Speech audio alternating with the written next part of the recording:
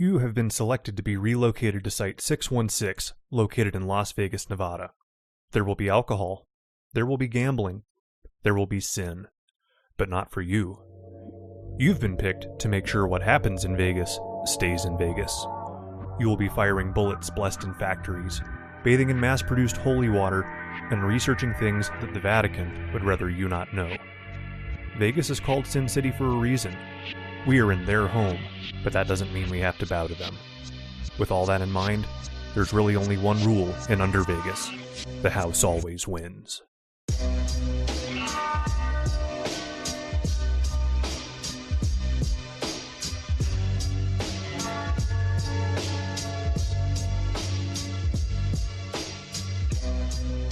Truth is, the game was rigged from the start. Ain't that a kick in the head? Fallout references. It's happening here on SCP Cafe. This is the 2019 Week 35 recap. I'm your host, Blue Soul, SCP Wiki moderator, chat administrator, subreddit moderator, author, loving husband, dog petter, clone aficionado, Tottenham Hotspur supporter, level 14 Dwarf Paladin, and backup center for the Miami Heat. I'm a ways down the depth chart.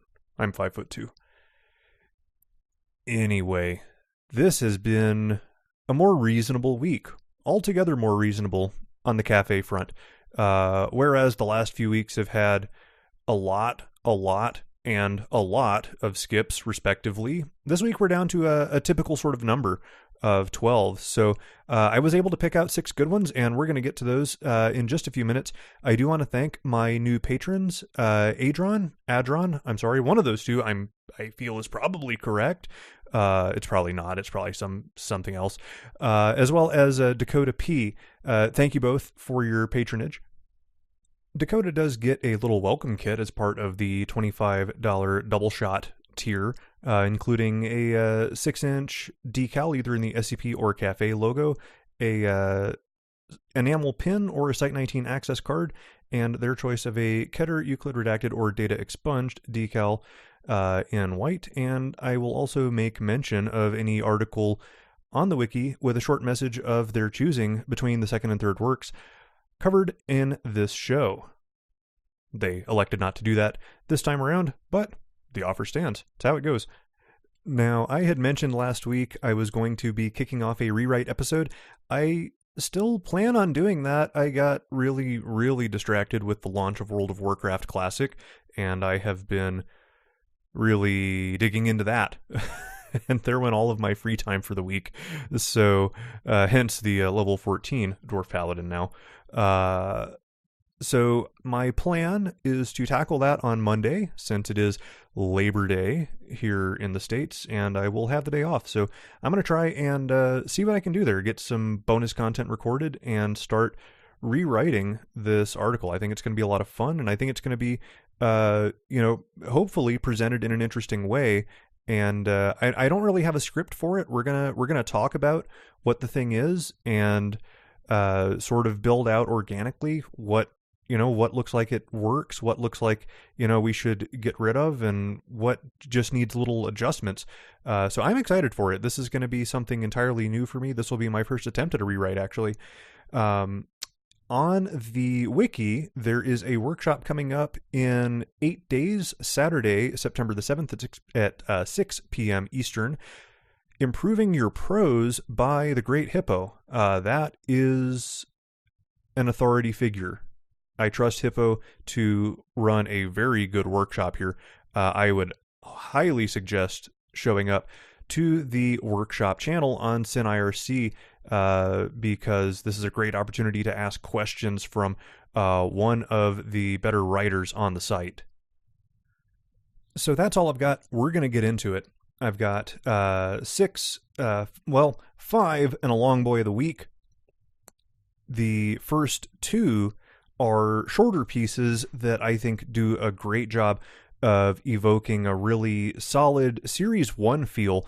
And those are always ones I like to call attention to when people, they dig that stuff. That's part of why the wiki has had the following it's had, because there's staying power in some of those Series 1 articles. These days, a lot of the Series 5 stuff is much more narrative driven. We pay a lot more attention to the elements of storytelling, but every so often, I'll find a couple of good articles like these first two that manage to have impact with a much simpler premise that feels very true to the origins of the SCP Foundation. So we're going to get started with SCP-4891, A Great Pestilence by Penton. Now, Penton a couple of weeks ago had a 055J that was the last cut on one of my shows. I really enjoyed it. So this is their second article this year. They were a more active writer in prior years, so this may be them making a bit of a comeback here. So this article has an object class of Keter, but before you get there, there is a note at the top from the Department of Foundation Historical Records noting this document has been archived, and access is only granted to approved personnel followed by extensive amnestic treatment. The only remaining copies of this document are the following physical document and a single digital copy, accessible only to level 3 personnel, and if at any point personnel hear sounds of buzzing while reading this document, they are to immediately activate the chamber's sprinkler systems to release an amnestic-based pesticide agent. Very interesting starting point here, given that you don't normally expect to hear stuff while reading an article. Now, the procedures indicate that containment of this skip is ongoing, so the document's been archived, but containment is not completed. That's concerning. The instances of the skip that we find are to be terminated on site. That's also concerning. Personnel are not to remove protective clothing or equipment outside of protected areas while studying this skip. Locations containing nesting instances of it are to be quarantined. All nests and instances must be incinerated. This is all quite alarming. Infected subjects are to be sedated to prevent awareness of physical sensations and anesthetized to remove the anomaly. Mass euthanization is to be performed in the event of overflowing infected subjects in highly populated areas. The stakes seem very high here. In the event of a K-class 4891 scenario, amnestic-infused pesticide will be released in affected locations. So the procedures here, we have a problem. It sounds like we have a pretty damn big problem. We have an update between the procedures and the description saying production and transferal of the compound to additional sites is ongoing. That is probably too vague to really work. I would be okay with a -A, a -1, or, give me some technobabble name to put in there to say the compound as such is probably insufficient. The description indicates that the skip is an anomalous species of Megacelia scalaris, the coffin fly, also known as the humpbacked fly or the scuttle fly. Isn't that interesting? Probably not related. Instances of 4891 reproduce via transferal of a cognitohazard spread through direct physical contact with other life forms, predominantly humans and cattle. The subject must be aware that the instance of 4891 is touching them in order for the effect to activate. So they have to be aware that a fly has landed on them. Following infection, an instance of this skip will manifest on subjects' bodies whenever they feel a physical touch they consciously believe is another instance of 4891 or insect landing on them. So this thing anomalously reproduces via the ideation that it might be that. That's kind of alarming. This is often caused by an itching sensation or a light touch. Due to the increasing appearance of instances this effect causes, subjects begin mistaking similar skin sensations for additional instances of 4891 landing on them. The number of instances is equal to the area of skin the sensation is perceived by the subject to cover. So they get itchy or feel a tingling or a tickling or whatever, and they get more and more, they feel that it's more and more of these flies, and more of them are actually created in the process. Without appropriate treatment, subjects will gradually begin perceiving any sort of physical sensation as a 4891 instance touching them. Prolonged exposure will result in untreated subjects equating any physical sensation on their body to be from an instance of 4891, and approximately 95% of subjects that have gone untreated for this infection have expired. Notable causes include accidents brought on from instances disabling subjects' vision when manifesting through the sensation of blinking eyelids. That's so fucking gross. Choking on instances manifesting in subjects' throats, when breathing heavily, or from other throat sensations. Just a shitload of flies all of a sudden manifest in your throat. Suffocation or choking from an overflow of instances inside breached biosuits. Oof. Mass instances appearing under and rupturing a subject's skin from interior bodily functions, and interior damage from instances appearing with the feeling of each heartbeat. We have an addendum. It is 2 sentences. Following failure to decrease the 4891 population, its cognitohazardous effects appear to have developed further. Knowledge of 4891 itself is now sufficient for manifestation of such anomalous properties. Now, we had a gimmick here, but I'm sad to say it doesn't work on a number of browsers. What should be happening while you are reading this article is there's supposed to be an audio file playing. The file is 56 seconds long, and there's only a couple of seconds of actual audio in it, and here's what you hear out of the blue.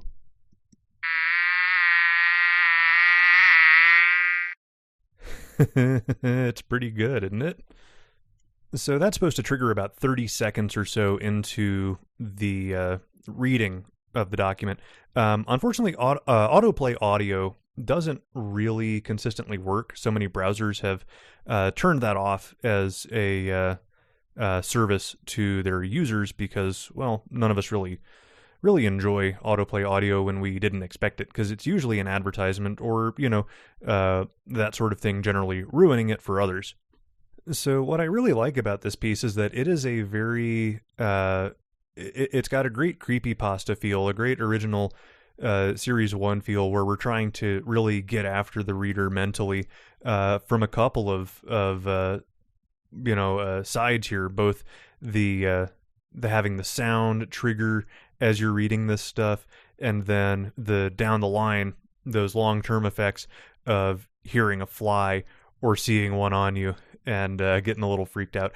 I really love when we can do that sort of thing to the reader and make them feel the impact of the site in their day-to-day. On a second reading, and when I'm done with the piece, it's more obvious that when we are talking about the compound in the update that we are referring to the amnestic-infused pesticide. I stand by my assertion that it would be good to give this thing a name of some sort and then refer to it as such in the update for optimum clarity. So that's a pretty minor nitpick in the scope of this short work. I really like it. I always feel like there's a place for this sort of thing on the wiki. This is a very enthusiastic +1 from me. Moving on, SCP-4192, titled A Strange Particle by Mac Warren. We have an object class of safe and an image that is largely indistinct. It is black. There is a thing in the center of it that appears to be a white circle, possibly a planetary body in the middle of an eclipse. It's probably the best way to describe it. And there are a couple of little white pixels here and there on this as well. And the caption indicates this is SCP-4192. So the procedures indicate it's to be kept inside a QED, quantum electrodynamic vacuum chamber. We have a footnote here explaining what exactly that is. It's described as a vacuum chamber in which the quantum state of all energy existing within it is at its lowest possible state as 0-point energy. And it explains that this device is useful in isolating and separating the elementary particles in matter or function as containment for anomalous phenomena that exist at a subatomic level. So we are dealing with something rather small. This QED vacuum chamber is then itself placed within a high-value, safe-class anomalous item locker. So presumably that would mean this is some sort of a passive unit, which is kind of interesting. The description here indicates that the 4192 designation refers to the nucleus of a single hydrogen atom that emits radio waves at random intervals. I'm not super into, I don't super get stuff that works at really small scale like this. Pretty much all of it is magic at this point, even to us. What the hell do we know? So it emits radio waves. I'm with you, sure. Extensive analysis on this atom has shown that despite its abnormal nature, it behaves and functions properly as any nucleon or hadron would, having a positive electric charge, an elementary charge, and possessing a mass less than that of a neutron. Research on its makeup is inconclusive. It does not appear to be composed of quarks, but of something else entirely. Analysis of the radio waves generated by the skip have been recorded at 15 to 18 megahertz in the form of cosmic background noise. I'm so happy we're not doing Morse code here. Can I just say that? Thank you, Mac Warren. We have an addendum and a collapsible below that. This is another fairly short work. This is Addendum 1 experimentation. Due to the sensitive nature of the skip, an AIC was created specifically to handle equipment and containment, as well as performing experiments pertaining to it. And within the collapsible, we note that on presumably January 4th, 21, we don't really have a clear date here, an experiment was conducted to ascertain the physical properties of it. We have a hypodermic needle refined by SCP-914. That was really ballsy. We just did a 914 cross test in a Series 5 skip. This needle is attached to a robotic arm apparatus in order to interact with the skip. So I guess the thing here is that we've got a hypodermic needle that was given to 914, set to very fine, and now it's apparently able to interact at a subatomic level. That's handy. During the experiment, Goliath, the AIC, detected repulsion emanating from the atom as it breached the atomic orbital of the skip, claiming that the repulsion was similar to that of magnets repelling each other. The AI was ordered to continue with the test and keep going.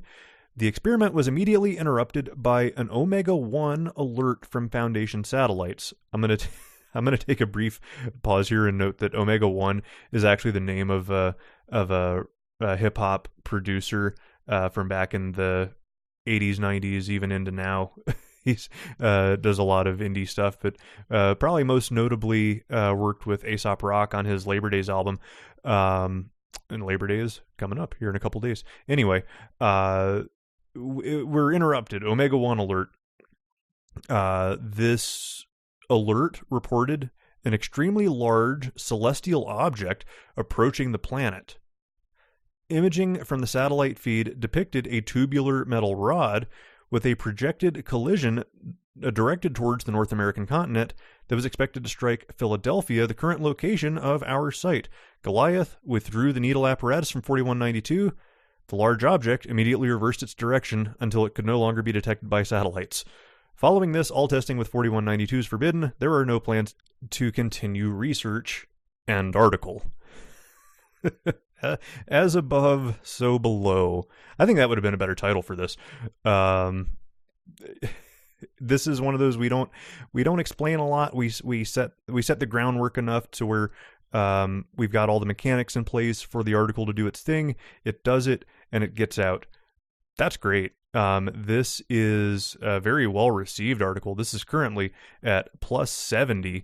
So there's still a market for these things, folks. If you can make a convincing, compelling short story, get in, hit the reader, and get out, you get ratings, you get upvotes. That is well exemplified here. This was another really good throwback feel of a skip. I really liked this one. This was a solid +1 as well. Now, moving on, SCP-4565, which is actually untitled at the time of this recording, by Asmoeth Jacandia. Asmuth. Asmoeth Jacandia. We'll go with that. We have an object class of safe and an image to the right of what looks to be a medieval, an illumination, something you would see on like a tapestry or a fresco, something like that. And it is there's a king sitting on a throne, and he is pointing and directing a bunch of soldiers.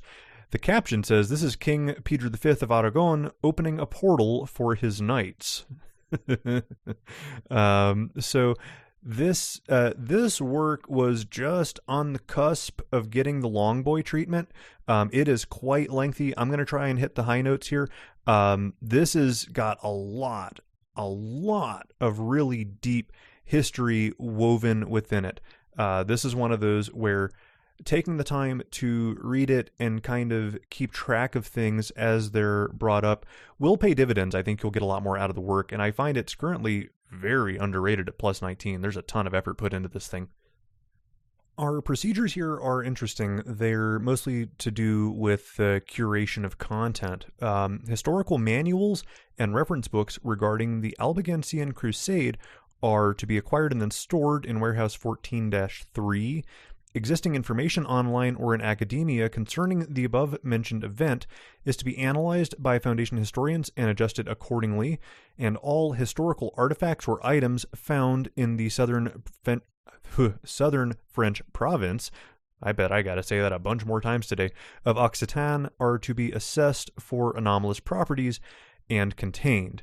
So the skip is described as a 20-year anomalous military campaign that occurred from 1205 to 1225 between Vatican-assisted Crusader Knights and the Cathars of France, which was a real sect from the era. They opposed the authority of the Catholic Church. This war was instigated by Pope Innocent III, whose aim was to obtain the keys of the Kingdom of Heaven, which were believed to be in the possession of the 5 main houses of Carcassonne. At this point, we actually go back and we designate the, quote, keys of the Kingdom of Heaven as -1 for this article, which, you know, may just be an easy designation for us in the context of, since that was what the war was about, or perhaps they actually existed. We will find out further as we continue. We go on to say it's theorized that -1 was obtained by the Knights Templar. However, with the group's dissolution in 1312, its current location remains unknown. We mention the significance of the campaign is largely due to the conception of various anomalous military organizational techniques that would be recreated by Foundation precursors in later years. The most significant of these are the concepts of efficient team-based anomaly suppression groups and the utilization of anomalies to combat or suppress other anomalies. So our, 13th century mobile task forces and Thaumiel entities. The former, these MTFs, would later eventually develop into Rixantes Luce Sacra groups. The latter would later be used as historical precedents for the acceptance of the Thaumiel object class. There it is. The purpose of -1 itself has yet to be discovered. This is a really good description.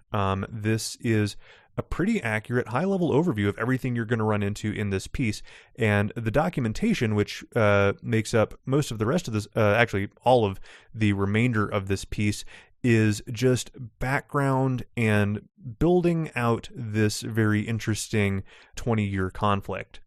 We note in the piece that basically everything we know about this event was obtained from the Vatican Holy Office for Secrets and Prophecies, which I have seen before in other works, and I really like when we dig into, ancient Christian history and, come up with this fake Vatican branch of spooky stuff. I think it's a great outlet for making all the connections that you need to make to get that information. So this thing kicks off with a letter from the Archdiocese of Narbonne to Viscount Raymond VI of Toulouse regarding the keys to the Kingdom of Heaven. The gist of it is that the Council of Cardinals knows about some items of the faith, all of which shall be taken in God's name. The first of which is the Grail, which has been found in Jerusalem. The second is the Ark, which has been found in a new land to the west. And the third is the key. They're basically saying, give us the key, please. The Viscount, for his part, instructs him to fuck off. I don't have this key. Don't slander me. Southern France at this point is effectively a hotbed of this Cathar sentiment, and so the Catholic Church is sort of gearing up to take the fight to them, and the plans for this crusade begin in 1203. And meanwhile, this same Viscount married the granddaughter of King Peter V of Aragon to secure a military alliance in time for the oncoming conflict. So he was wise enough to, get this this union with Spain to, well, I guess at this point it wasn't really a United Kingdom of Spain, it was the Kingdom of Aragon in the Iberian Peninsula. So what we have is setting the stage for some fairly realistic 13th century politicking, and where it differs fairly heavily is that at this point plans were established by the Catholic Church to utilize various occult technology stolen from Constantinople and Jerusalem during the Fourth Crusade, which ended 5 years prior in 1202.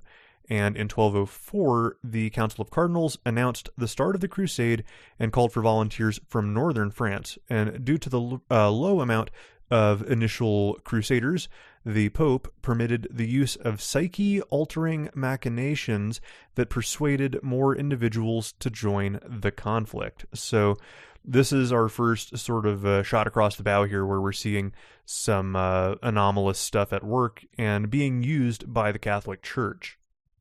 So we go from there into a tab view of anomalous methods of combat that notes that all sorts of thaumaturgic and magical combat varieties were used during the conflict. It's unclear at this point which exact groups did what and what extent they were used compared to conventional weapons. What we do know is that it became very normalized in the scope of this conflict by at least the year 1217, according to letters from the same Viscount to occult magicians and the Rexa Mundi internal declaration, which was a temporary allowance for priests to deploy occult practices. And that is where we kick into 1, 2, 3, 4, 5, 6 other tabs, and each one of these has a little image, and they're of the same sort of bizarre, nonsensical sort of things you see on these tapestries that don't make any sense. What the author's trying to do here is give them context in that they are or were entities or points within this anomalous war, and I think that's really, really clever.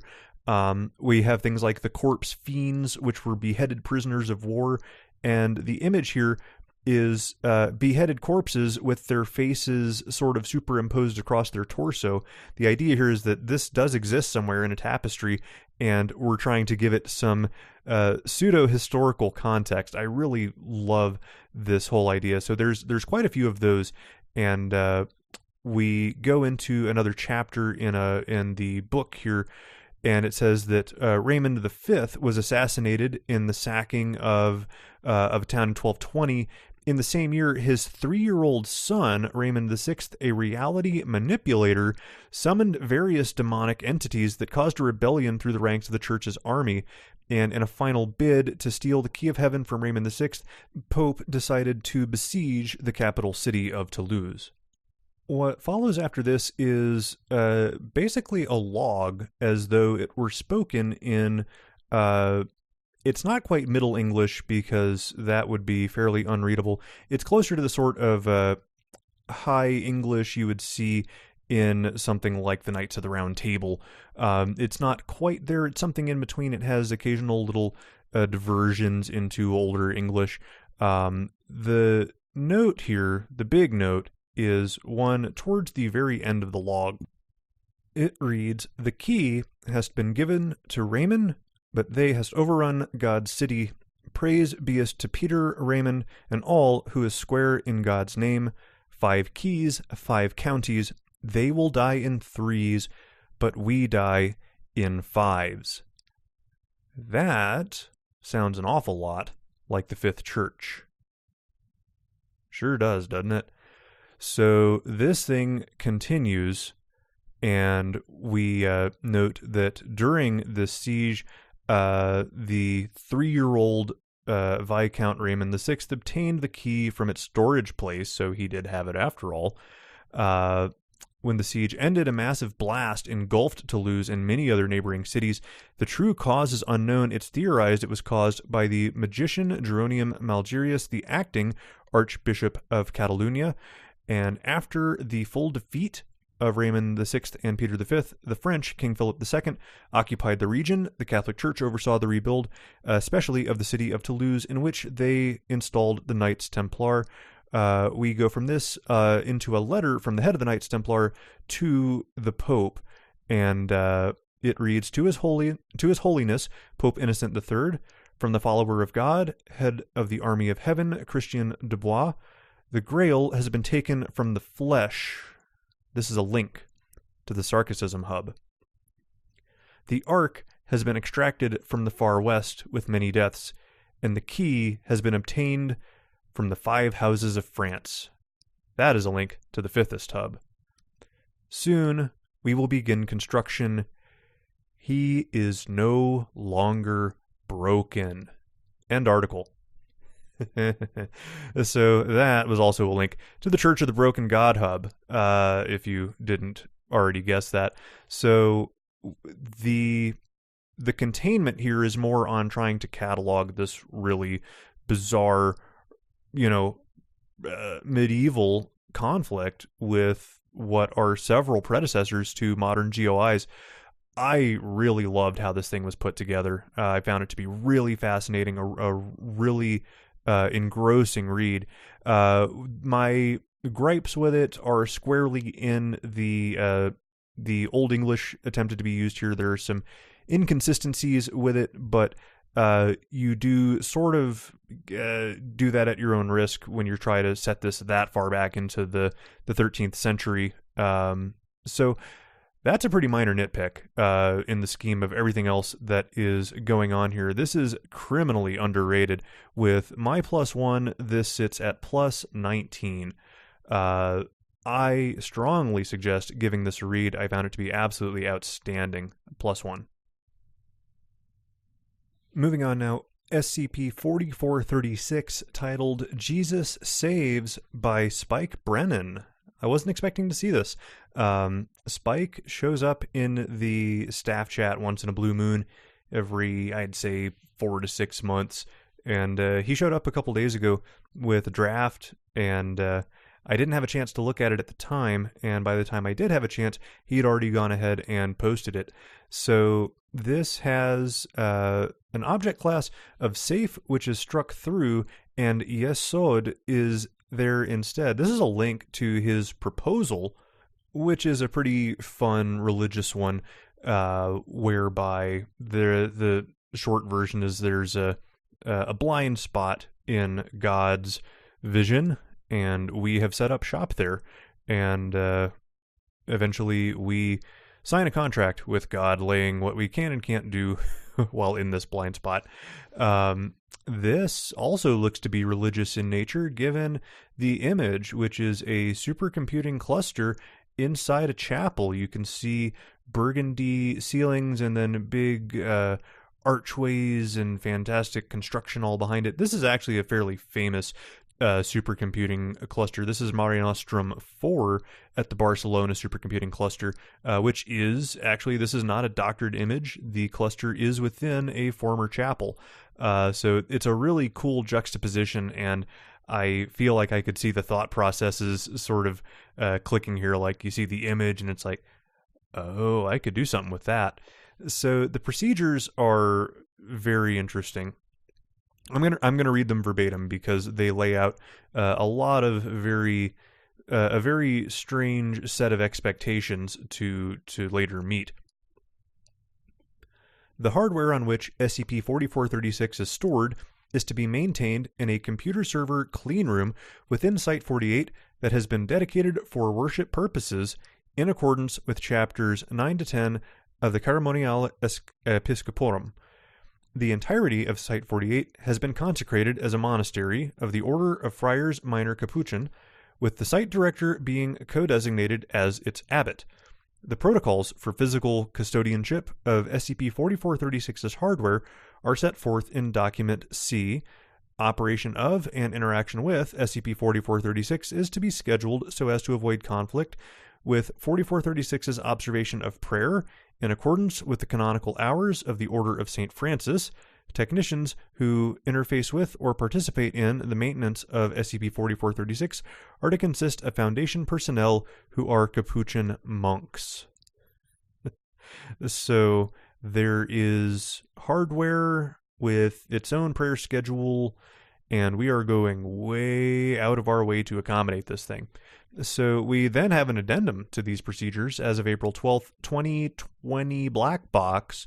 SCP-4436, while retaining its designation, is hereby designated Assistant Site Director of Site-48 and Head of the Foundation's Project Metusiosis, subject to the oversight of the O5 Council and, in accordance with canon law, the Abbot/Site Director of Site-48. The governance documents of Project Metusiosis are set forth in Document TS.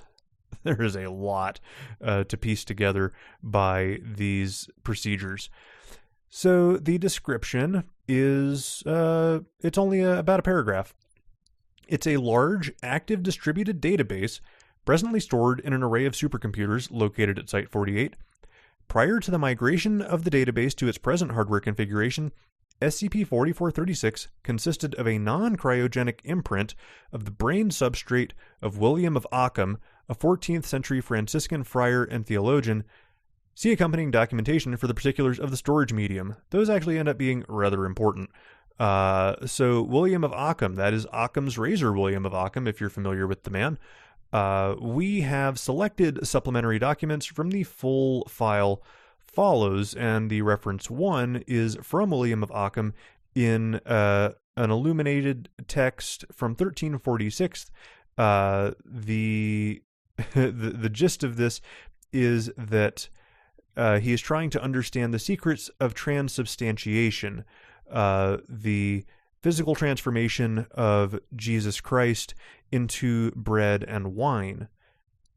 He posits that this is there's no allegory here. This is no parable. This really did happen. The scripture teaches us Jesus transformed his real presence into bread and wine, then died for us on the cross, then rose from the dead on the third day. Scripture does not supply every detail of the means he used to do this. The evidence of Scripture is as the boulders of the brook, which is in an analogy we had further up here. With our Lord calling us on the far side, do this in memory of me. And so, in order to fulfill my duty to imitate Christ, Brother Albertus and I have undertaken a rigorous investigation into the mysteries of transubstantiation and of Christ's resurrection. In reliance on the teachings of Scripture, supplemented by pure reason and the evidence of natural philosophy, I propose to reconstruct the method by which our Lord converted his human essence into bread and wine, so that after a man's physical body gives up the ghost, it might be restored as was our Lord's.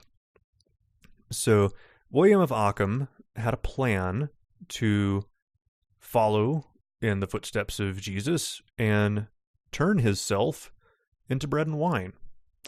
Turns out, he managed. He didn't do a great job of it, but in 1993, we exhumed the tomb of William of Ockham at the convent of St. Anna in Munich, and in addition to his remains, there was an unusual vessel that was used traditionally to hold the consecrated communion bread during the Eucharist. Within that was a desiccated but intact starchy wafer and an ampule of sacramental wine. We carried out analysis on both and tried to figure out what we are dealing with here, and determined that William had indeed accomplished the first stage of his objective. The wafer constituted a dense information storage medium holding in excess of 30 terabytes of data. Apparently, a human soul can be written out in about 30 terabytes of stuff. That's comforting, actually. I have a little more than that here at the house, so that's good to know. At the time, our computers weren't capable of reading the data, but by following William's written instructions, we were able to design and construct a bespoke supercomputing cluster to read and interact with the data stored on William's wafer. We uploaded the data to the supercomputer and began figuring out how to interact with it given voice processing algorithms, and we succeed. Oral interaction with the dataset became possible. And unfortunately for us, the William of Ockham speaks medieval Latin, but we manage. I guess we had the wherewithal to kind of know this was coming, and we were ready for that. So the first words from him was, "Brother Albertus, is that you?" And our Dr. Garcia says, "This is not Brother Albertus. To whom do I have the honor of speaking?" And the skip replies, "I am Brother William, called Venerabilis Inceptor. I cannot see, and my limbs are insensate. What has happened?" We respond, "We are attempting to complete your transubstantiation experiment. You are William of Ockham?" It replies, "Yes. I can hear you, and I can speak, but my body is not responding. My method must have been imperfect." And Garcia says, "We're not using your body, but how do I explain this? A machine. It's been a long time since you've died, Brother William. We didn't have much of a body to work with." This is the sort of thing that is, in as much as things at the Foundation are believable, having this interaction with somebody from such a long time ago that you don't even know where to begin in finding middle ground and explaining their current state of things, and have a bit of some sympathy for William of Ockham in this case. So the rest of this document deals with the aforementioned Project Metusiosis, and it explains a couple of advancements that we've made with a couple of the sub-projects of it. The transubstantiation technology has improved greatly with Mark IV. It's now a glucose crystal-based storage medium, so we no longer need to rely on sacramental bread and ethyl alcohol. We've also managed to miniaturize this down to backpack size, which is handy. We're hoping the next generation can be carried in a standard sidearm holster. As we improve our efficiency in the upload process, it's now practicable to expand this project to include regular consciousness backups for all Foundation personnel having S grade or higher status. This is a significant improvement over the prior protocol, in which only the O5s and their direct reports qualified for periodic archiving, and this is a huge advance in the mitigation of the adverse effects of human death on Foundation operations. So we're all kind of converging towards this, storing of important people's souls. The idea here, I guess, being that we can still interact with them and they still have an awareness separate from the body. Further, it continues to continue to maintain the continuity of know-how with respect to the project. The supercomputing cluster is devoted to housing and interfacing with our skip with William. We have additional redundancy planned. We're doing a lot of things to try and keep this going because we've apparently got a good thing here. One particular design improvement in this Mark IV appliance: it's no longer necessary for the subject of the transubstantiation to orally recite the Eucharistic formula. Rather, a member of Foundation personnel who's operating the appliance can do so. So this is quite convenient for us. This gives us the opportunity to engage in surreptitious, transubstantiative archival, the recording of the consciousness of individuals who do not necessarily know that this is being done. The Ethics Committee greenlit this, apparently. We can now begin widespread archival of sensitive intelligence targets outside of the Foundation structure. As Colonel Wynn put it, it's safer and easier to snapshot the president's brain and let the egghead monks interrogate it on their computer than it is to physically kidnap the president. So that's the wrap up for Subproject Trent. We go to another subproject. This is Subproject Save Scum. You want to talk about hanging a lampshade on your intended point here. So I'll just read this last bit off. With respect to sub-project SaveScum, the principal objective of uploading a stored human consciousness to a human body has not yet been successfully attained, but the project director indicates a number of promising leads. The project director reiterates a strong motivation to fulfill this stage of this project. Footnote 4436 explains that in its current state, it's not practicable to observe the letter of the monastic rule. Additionally, to quote 4436 directly, after 700 years, I'd really like to taste a beer again.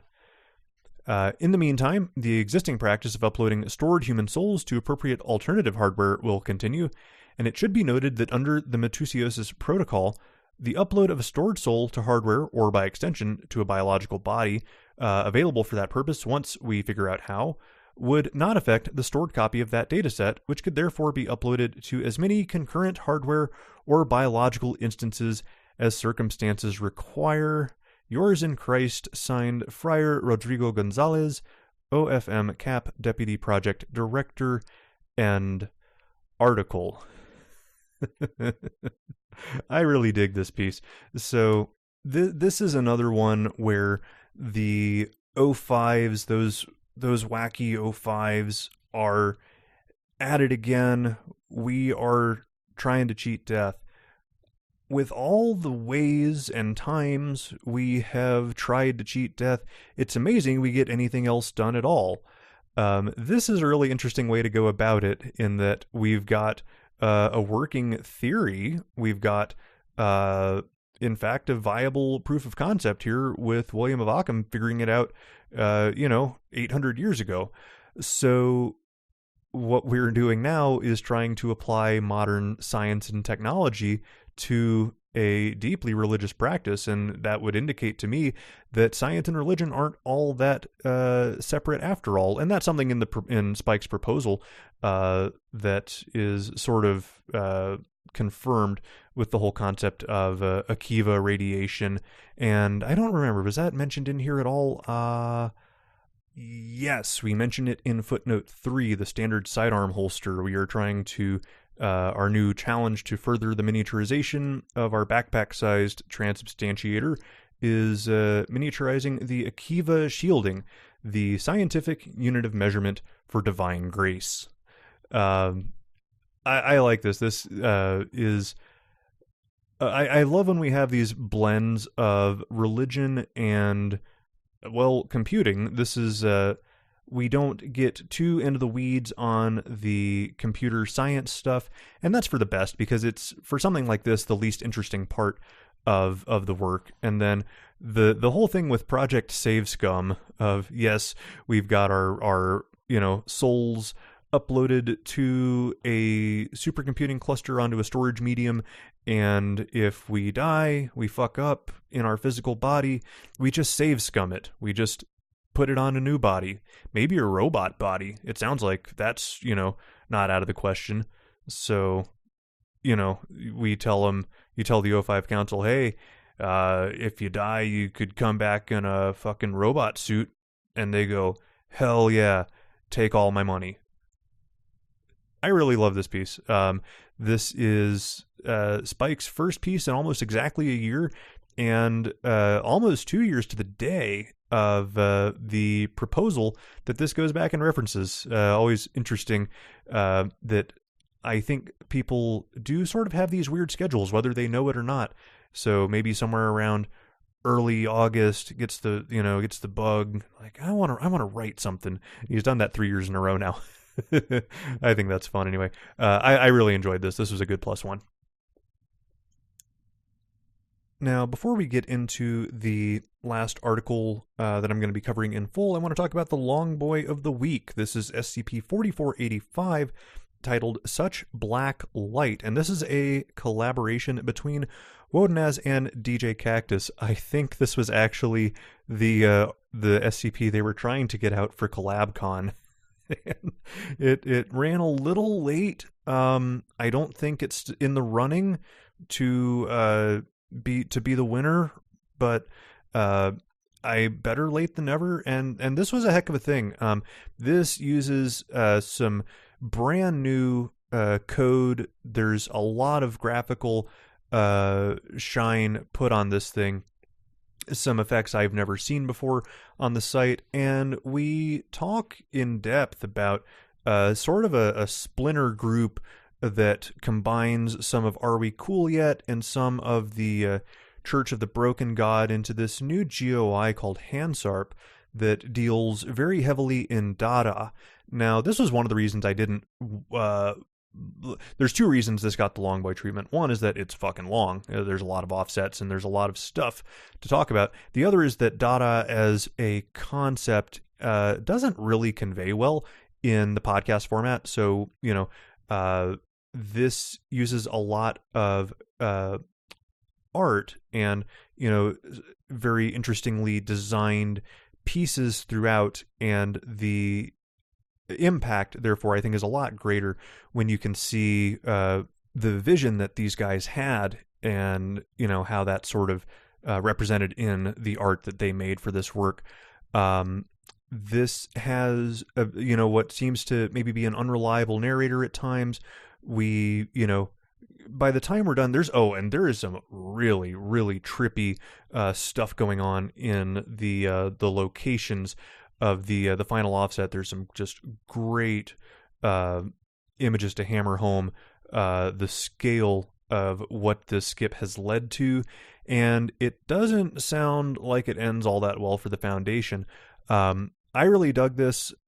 Whenever we see the Foundation under extreme pressure, the Foundation's usually under pressure, but we really crank it up here to the point that we're doing things like dissolving the ethics committee. And that is very much something that will catch my attention. And it was well executed here.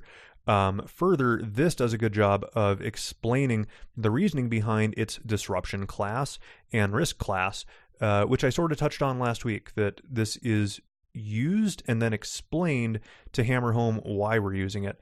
So yeah, all in all, really well done. SCP-4485, Such Black Light. All right, last but not least, SCP-4661, titled SINCITY by Rounderhouse.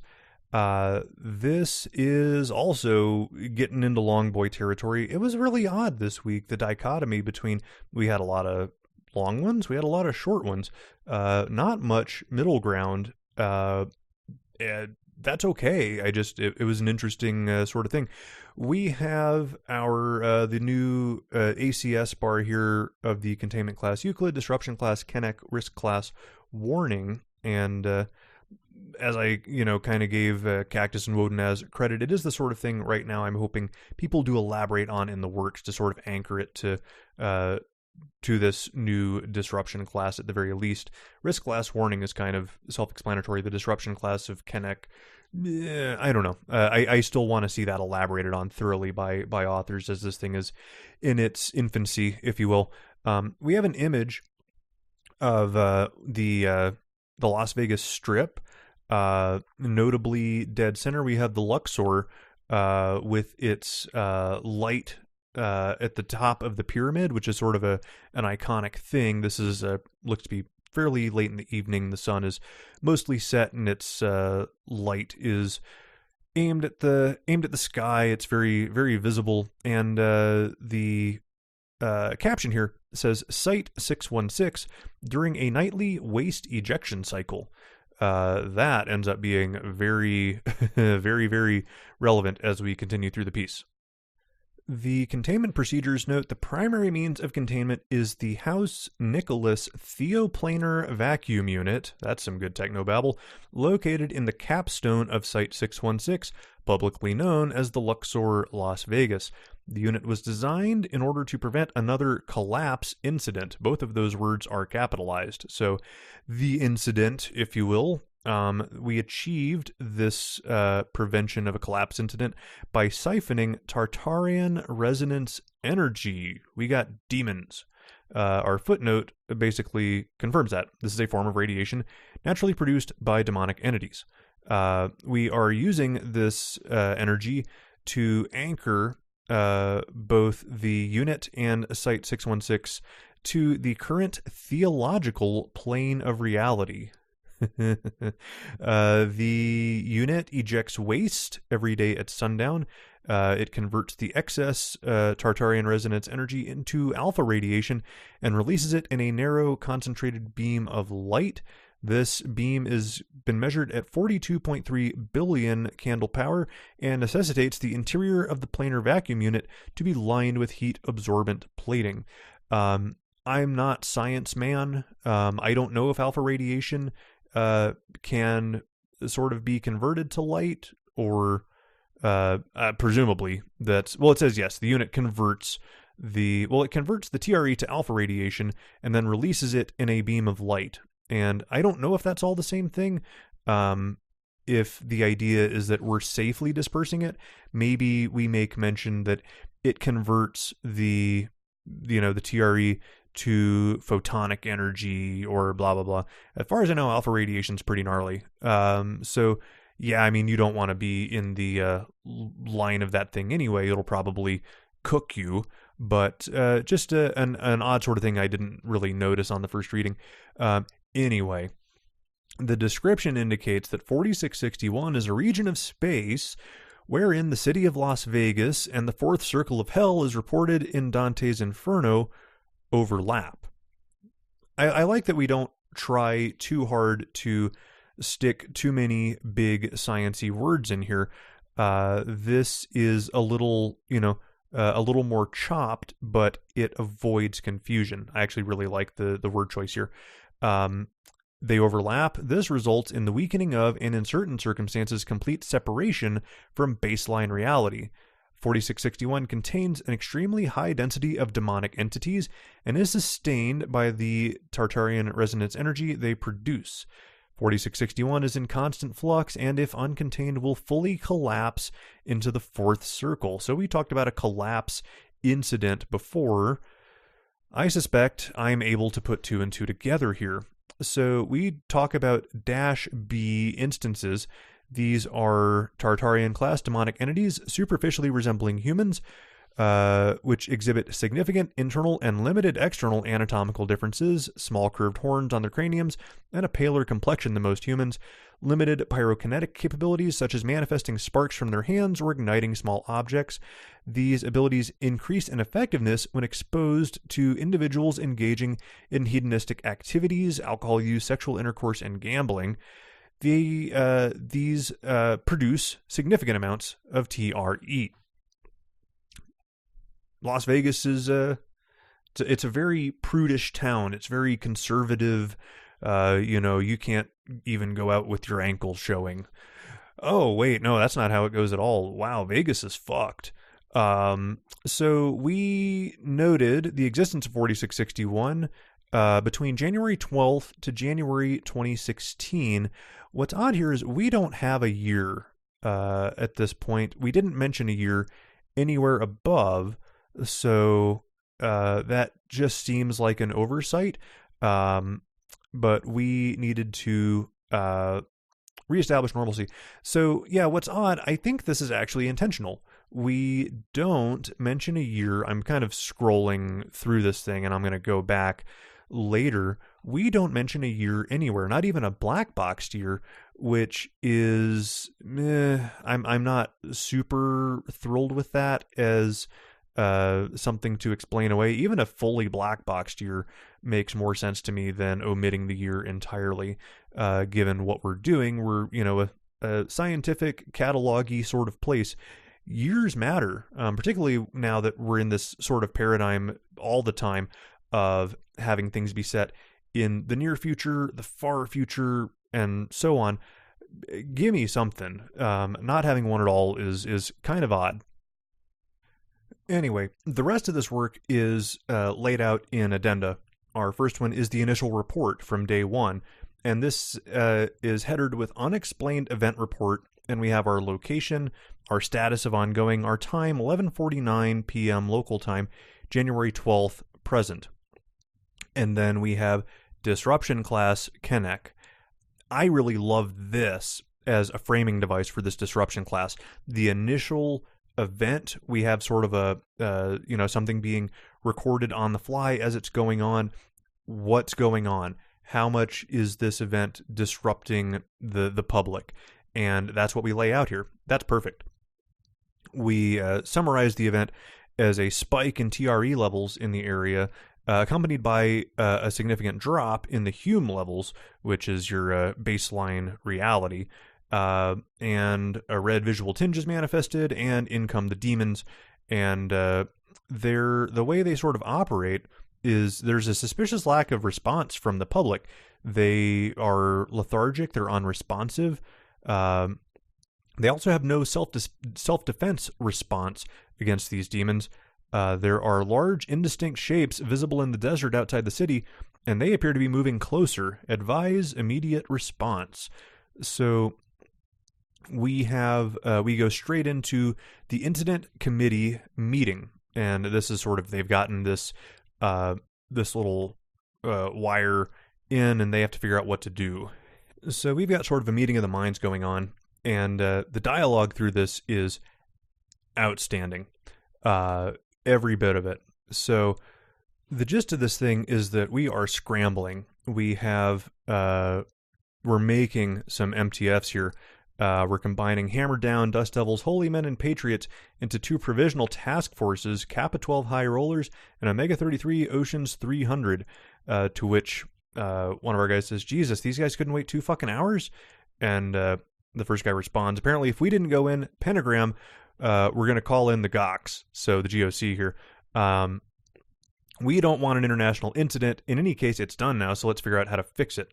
And we're understanding, it's got all the earmarks of demons, and note that you don't get enough demons to cause reality break in one night. There had to have been a buildup of this for a while. And somebody else chimes in, well, given the industry that Las Vegas services, this is not unprecedented. So humans doing the stuff you'd expect from Vegas is like crack to demons. They're not going to go away until we get their source of nutrition. And so they're debating holy water and da-da-da-da. And we're getting men, take your team, figure out exactly what's happening. So we have a situational update. We've got some images here. There's a helicopter apparently dumping holy water onto the Vegas Strip. We've got a task force below it. This says Omega 18. This looks suspiciously like the U.S. Army to me, but I didn't join the Army, so maybe it's not. Maybe it's MTF Omega 18 Patriots. Anyway, this team rolls in and with a bit of a fight takes over the MGM Grand Las Vegas. We go to another meeting with the same committee we were introduced to in Addendum 2, and we have a lot of interesting just sort of background going on here, talking about how strong these demons are. It takes several bullets to stop the bigger ones, so we're chewing through reserves of ammo quick. We've already pushed the holy water plants and blessed ammunition factories to maximum efficiency. We're on a clock. So we have factories for these things. We applied the assembly line to holy water and blessed ammo. The holy hand grenades are presumably somewhere in the mix. So part of this dialogue is being played by one Randall House. I see you, Rounder House. And by the way, don't think I didn't also see Site 616 as a pentagram reference. House notes that we're fairly sure the city of Las Vegas is currently slipping into hell. Thompson says, Jesus fucking Christ. And House says, yeah, you'd think he'd show up for shit like this. Which was probably my favorite interaction in this piece. So Kurt says, just to be clear, capital H, double hockey sticks hell, Abrahamic hell, where the unbelievers will burn for eternity and all that jazz? And House is like, well, it's largely believed that there's only one plane. It's just gone by. Answer the question. Yes. So we there's a little more back and forth trying to get a plan. How do you pull a city back from hell? And House is, like I said, this stuff doesn't just happen. There has to have been some inciting incident. Based on the fact that along the entire strip, the demons are crowded around Caesar's palace, I'd bet whatever's in there is our target. Now, one thing I do note, Caesar's Palace in here, the P should probably be capitalized since we are talking about the casino. So we are we go into an audio transcript from here. Kurtz basically kicks out. Everybody says, "Yep, that's what we're doing. Okay, bye." So he and House are in with various members of Omega 33 Oceans 300, going in through the basement of Caesar's Palace, which is interesting because they don't have a basement. It's not marked anywhere. And this rock also isn't worn. This is new. Shit, we're in hell. So we proceed into a convenient elevator. The inside, we go into a hotel suite on the other side. Inside is a man in a bathrobe wearing a top hat, seated in front of the window, sipping from a teacup. And Kurt says, "What the fuck?" And this unknown man says, "Oh, you're here. Welcome, welcome." "Well, silly me. I forgot to make myself presentable knowing guests were coming over. Take a seat." And at this point, a lawn chair, an electric chair, a bar stool, and a recliner materialize and force themselves against all the personnel forcing them to sit. And he says, "Sorry, I'm still getting the hang of this stuff." And Kurt says, "So who are you exactly?" "Well, they call me Pluto. How do you do?" And Kurt says, "Pluto? Greek god of death?" Pluto says, "Roman, actually." And one of the MTF guys says, "I thought the Roman gods were just the Greek gods with the names changed." And Pluto says, "First of all, that's incredibly rude and kind of racist." That might have also been my favorite interaction in here. The dialogue in here is outstanding. As I was going through this section and the next section, I thought I was reading a Cactus skip, and DJ Cactus is the yardstick by which I measure really solid, believable dialogue. It is really, really nailed here. Anyway, Pluto is giving us some understanding, some background here, that Vegas is demon country and always has been. Paradise was founded by demons, sixth circle demons to be exact, greed demons. Satan got too big for his britches and kept levying taxes on them for gambling and all transactions of sin, to which House says, "Hell has taxes?" Pluto says, "It's literally hell. Did you think it was a non-profit?" So, long story short, Vegas was founded to commit tax evasion. So Pluto, for his part, is not a big Satan fan, but in doing all this, he now has an army of demons and humans that'll pay out the ass to commit sin. And Pluto is about to pull an economic takeover. And Kurt says, "Well, could you not do that?" And Pluto says, "Do you think that was going to work?" Says, "I don't know. It was worth a shot." "All right, plan B." And some MTF agents pull their guns out of their holsters with holy water. They fire. It doesn't do a goddamn thing. And instead, House, I get Pluto was probably about to rip these guys a new asshole, and he's interrupted by House, who says, "What if we make a bet?" And Pluto says, "I'm listening." "All right, a game. We win, you guys leave here and go back to the hellhole you call home." Pluto says, "And if you lose, we get Earth?" House says, "Yeah, sure." It's a little nonchalant. Pluto goes, "I like these terms." Oh, wait. He's listening. House is listening to a transmission from his earpiece. He says, "I'm getting word I can't bet the whole world." Pluto says, "Aw." "All right, how about just Vegas? You win, we leave town and won't interfere with any of your business." Tempting. "But there's no risk for you personally, is there?" House says, "I'll put my soul on the table, but it means that I get to pick the game." Pluto says, "That's fair." House says, "Magic the Gathering." Pluto says, "What? No. Pick a real fucking game." That hurts me personally. That's my backup plan. Like, this is my if it ever comes to it and I have to do this, Magic was my pick too. Damn it. So we decide on blackjack, and we go to a log of the blackjack game, and it's very high stakes. We lay everything out in the dialogue. It works. House wins. And apparently, House won because he paid off the dealer. Apparently, $10,000 is a lot, even to a demon.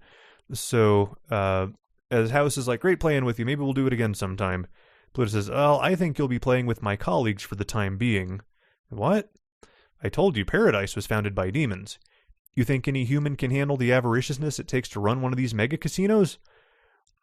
I'll leave. I keep my promises, but I won't be the last. Have fun. So we have our debriefing with Thompson and House, and you absolute idiot. House goes, hey, it worked, right? That's what matters. That you bet this whole operation on a game of fucking blackjack. He says, what? No, of course not. Well, what the hell was that bullshit you pulled? I paid off the dealer to stack the deck. Why'd you get so nervous, huh? Well, I might have forgotten where we agreed to put the jack. So we, the punchline here is that the bribe money got put under Thompson's name instead of House's because he has a big budget, but thought you'd like to know. So we go to the conclusion here. Following the conclusion of the collapse incident, SCPF Southwest U.S. Regional Command ordered the construction of a site within the city of Paradise to ensure the prevention of another such incident. Site 616 was constructed under the cover story of a new casino and hotel named Luxor Las Vegas. So we do have a year here of sorts. This is in 1992. So I don't know why it would be so hard to just put 1991 or 1990 in, unless we're just trying to do all of this to sort of set up that the Luxor is a Foundation front, and we're trying to pull off our big reveal here. I don't think that buys us enough to have the year omitted entirely in the documents further up the page for what it's worth. So we continue in our conclusion. Randall House has been assigned as site director of this Site 616. The aforementioned House Nicholas Theoplanar vacuum unit has done a good job in the meantime, and following investigation of Pluto's claims, it has been decided it is likely that most or all of the major casinos in the Paradise area are owned and operated by demons. These entities have organized into a commission. This is a link to the Nevada Gaming Commission on Wikipedia, for mutual protection, and plans to establish containment over these entities are in development. And our last little piece here is a one new message, and this is sort of a memo from Randall House to Site 616 staff. This is a group message with the subject of orientation. And it is, as I said in my lead-in, you have received this email because you have been selected to be relocated to Site 616, located in Las Vegas, Nevada. No, this is not some cheeky off-site celebration. There will be alcohol, there will be gambling, there will be sin, but not for you. You've been picked to make sure what happens in Vegas stays in Vegas. You will be dealing with demons, both literal and metaphorical. You will be firing bullets blessed in factories, bathing in mass-produced holy water, and researching things that the Vatican would rather you not know. Vegas is called Sin City for a reason. We're in their home, but that doesn't mean we have to bow to them. With all that in mind, there's really only one rule in Under Vegas. The house always wins. Director House, secure, contain, protect, end article. So let me say, first off, I am stunned that nobody did Sin City as a skip before this. I am absolutely dumbfounded that it didn't come up. This was, I think, one of the best possible ways it could have gone, though. We have a very entertaining story through here. And the storytelling in this is, I think, far more useful to sort of make this feel real, and to, you know, have the stakes set appropriately and have you actually engaged in the piece. If you remove the storytelling and the narrative aspect of it, and you try to treat this like a series one, I don't think it lands. I think it's, you know, well, the demons are here. It looks like they've always been here. And that's not good. We have a thing to keep it from slipping into hell. Yeah, what do you think about that? I don't think much. I think this was a really entertaining way to go about it. And this piece has been that's been reflected in the ratings. This is the high skip of the week, currently at plus 90. So for being a fairly long piece, people were hooked. That's what I get from that rating. They got in, they're like, oh, this is accessible. We don't get super into the weeds on anything. We have very entertaining dialogue. We've got a very understandable plot. We've got, it's everything you need for this flash fiction format. Absolutely outstanding work. +1. Now, we have quite a few mailbag questions before we get out of here. My mailbag runneth over. I have Tanhoney mentioning the recent Remedy game Control takes a lot of inspiration from the SCP Foundation. Do you feel like stuff like this, where media draws from the same areas as the wiki, will bring some growth/change to the community? So if you didn't hear about it, Remedy, who have a couple of pretty well-known franchises under their belt, they did a couple of games called Max Payne and Alan Wake. They have released a game called Control. This is a full AAA release. It is very heavily inspired by the Foundation. And I'm getting this secondhand, but from people I trust, Modern Erasmus, the Internet Outreach Captain, has been playing through it. A couple of staff have been playing through it, and I've been kind of getting it secondhand from what they're experiencing. We've got documents done in the same sort of ways. These reality anchors are kind of pulled straight from our bag of tricks here. Very much in that feeling of that blend of sci-fi and horror. So I'm super, super happy about this. And from the licensing side, and I'm not licensing, but from what I've seen, they did a great job in striking that balance of like, we love the reference material. We don't need to use it directly, but we can be inspired by it and try and come up with something in the same vein. Will it bring growth to the community? I think so. Remedy has been very, very outspoken of how much they were inspired by us. And I'm really, I'm blown away, man. Because, Containment Breach has been, it's had a couple of very popular figures that have seen it and have, interacted with it, and that's brought us a lot of people. Remedy brings a whole different crowd. And, if you were a fan of them because of a game like Max Payne that, had this combination of interesting mechanics for the time, but also this, very sad story going on as well that you try and work through and make the best of, I really trust them to handle this really well. So yeah, I think it will bring growth. Hopefully people, are into this for, the right reasons, and the right reason sounds a little gatekeepy. So let me explain what I mean by that. I'm making the comparison here to something like Containment Breach, and what that's done for us as a community is that the players see the game, they see how it works, and how all of the SCPs, they're treated as enemies, you interact with them as such. They go on and they want to sort of contribute to it, but that's not in a way that's all that interesting for us as readers. So there's a lot of articles that get posted where we basically are dealing with a boss fight. It talks about it has this state, and then at this state you got to watch for its tail attack, and then at this state you got to watch for its AoE, fireballs, and blah blah blah blah.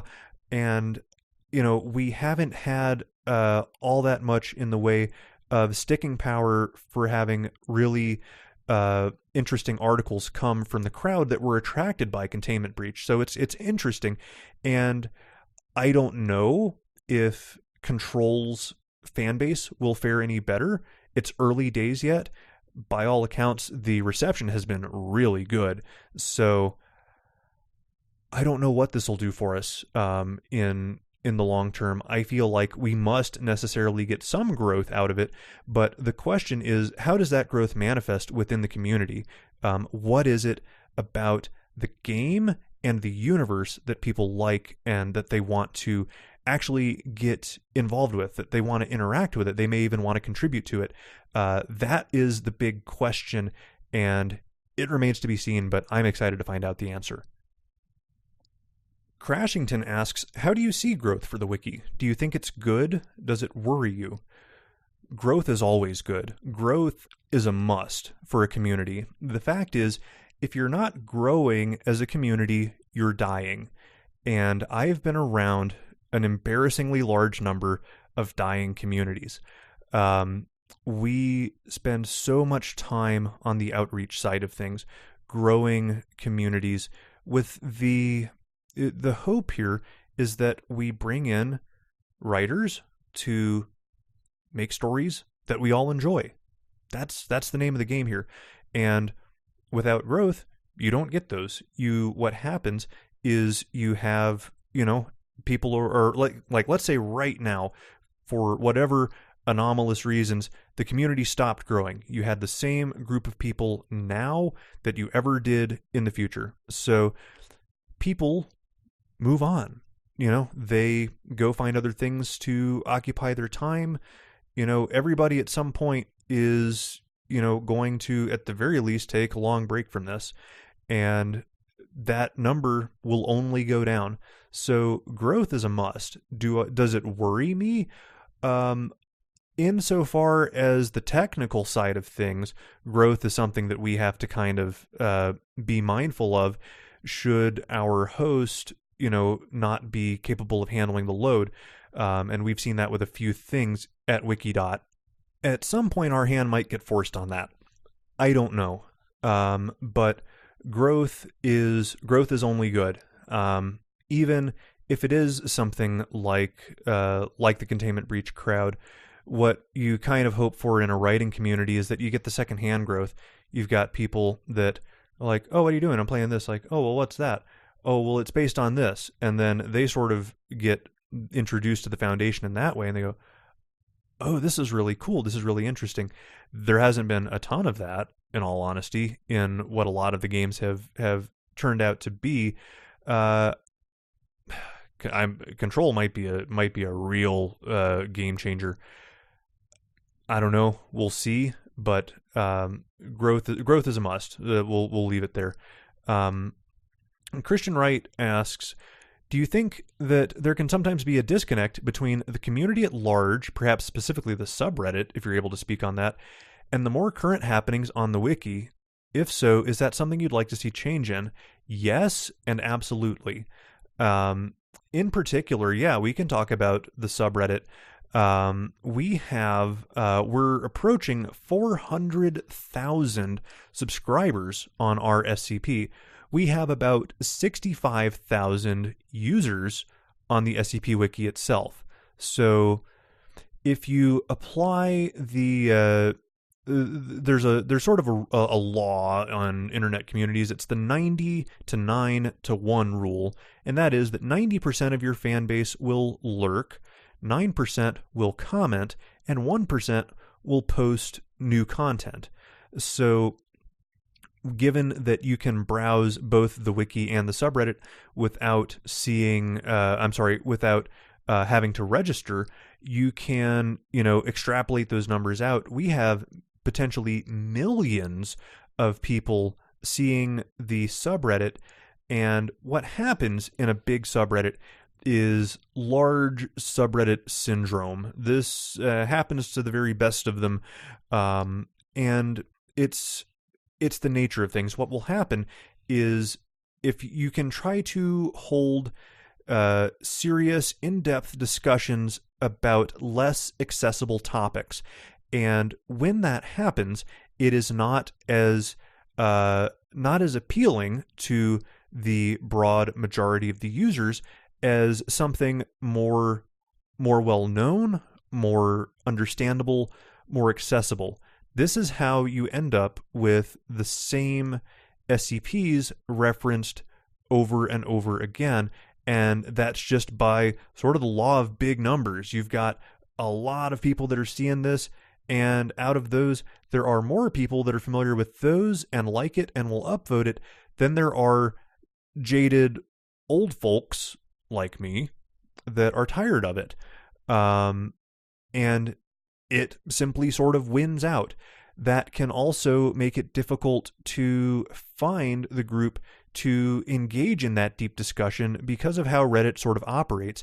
If you don't have an early set of upvotes on a piece, on a link, on a text post, whatever, good chance it does not make it to the hot list, and hot is the default sort for Reddit. So unless you're one of the weirdos that browses all subreddits by new, which I never recommend, that is, it determines the visibility, and ultimately it determines what the conversation is.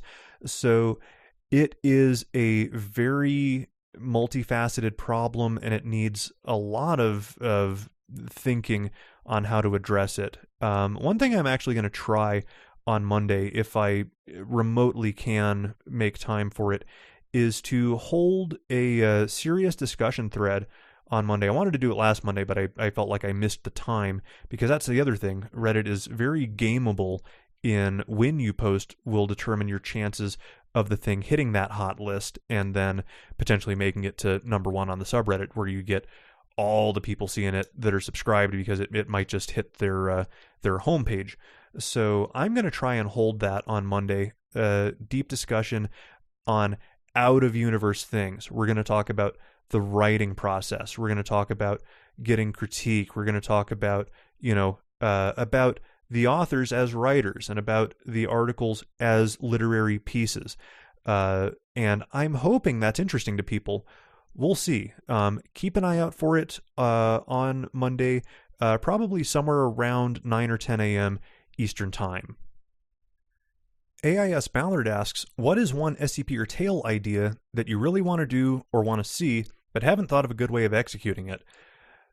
So I've had a dude in my back pocket that Jorik gave me free and clear a couple of years ago, and it's Lord Explosion.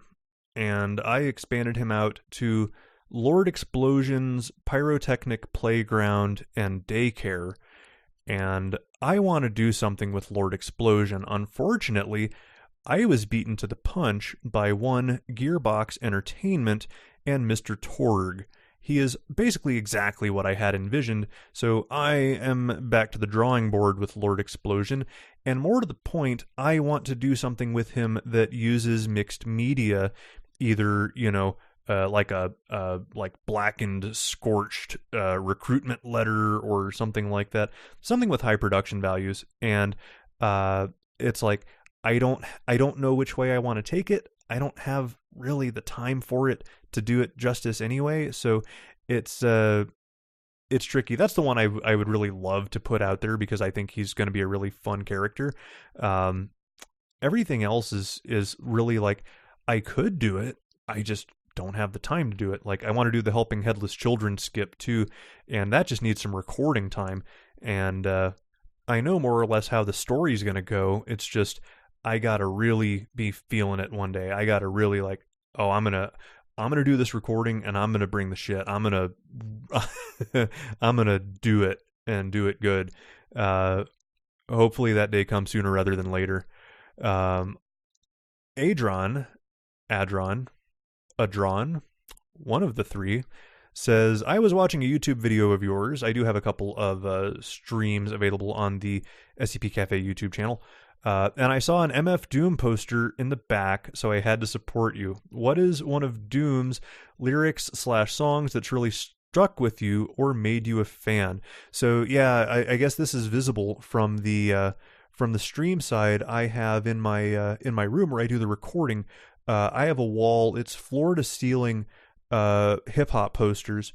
A lot of them are independent acts. A couple of them are guys that I street team for, like Doomtree, who create the logo that is my avatar on the wiki. One of Doom's lyrics. You know what? When I was I mentioned this to somebody else on Facebook, and I was joking, but I still like it as a way to answer this question, and that was that when MF Doom rhymed cranky attitude with stanky fatter dude, I was inspired. Mini Meats asks, when you finally hit that publish button on any given week, do you have any post-game rituals that you do to celebrate? Really just one. I make myself a Makers and Coke. I am a Maker's Mark ambassador for life. That's actually a position that they offer if you drink enough Maker's Mark whiskey. I get Christmas gifts from them. My ambassador for life card is actually made of wood. It's like not like paper. Like, yeah, no shit. It's a card. It's made of wood. It's made of paper. No, this thing's actually like a little wooden thing. It's really cool. I had my barrel went through 7 years of aging, and I got the big "It's Here" letter back in last October. So if you bought any Maker's Mark between the months of October 2018 and January 2019, there's a non-zero chance that some of my barrel was in it. So with that said, I'm about to go do that. Week 35 show is on schedule for September 6th. The rewrite special, we will see. I believe I will get started on it on Monday, but I don't know how far we'll get. Trying to rewrite an article from top to bottom in an hour is probably not realistic, so we'll see how far we go. So that's about it for week 35. If you thought this show was worth $1, patreon.com/SCPcafe is the easiest way to do exactly that. I will see you guys soon, possibly Monday, definitely Friday, if not Monday. So keep reading, keep writing, and I'll see you on the other side.